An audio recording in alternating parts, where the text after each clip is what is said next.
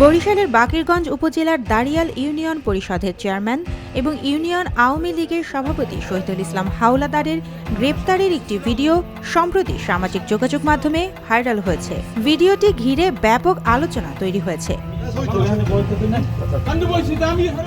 সাম্প্রতিক সময়ে ভাইরাল হওয়া আরও একটি সিসিটিভি ফুটেজে দেখা যায় মহানগর ছাত্রদলের সহসভাপতি লাবিব তাকে পালাতে সহায়তা করছেন। ভিডিওতে লাবিবকে দেখা যায় নিজ হাতে ঘরের ক্লপসিবল গেটের তালা খুলে দিচ্ছেন, যাতে চেয়ারম্যান শহীদুল ইসলাম ঘর থেকে বের হয়ে পালাতে পারেন।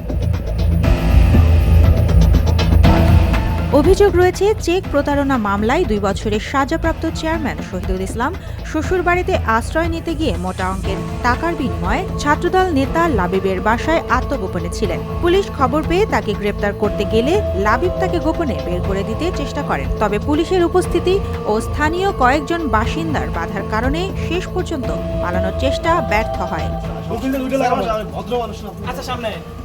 ঘটনা প্রকাশ্যে আসার পর থেকে ছাত্রদল নেতা লাবিবের মোবাইল ফোন বন্ধ পাওয়া যাচ্ছে। তার পক্ষ থেকে এখনো এ বিষয়ে কোনো বক্তব্য পাওয়া যায়নি। তবে সামাজিক যোগাযোগ মাধ্যমে ছড়িয়ে পড়া সিসিটিভি ফুটেজ রাজনৈতিক অঙ্গনে নতুন বিতর্কের জন্ম দিয়েছে।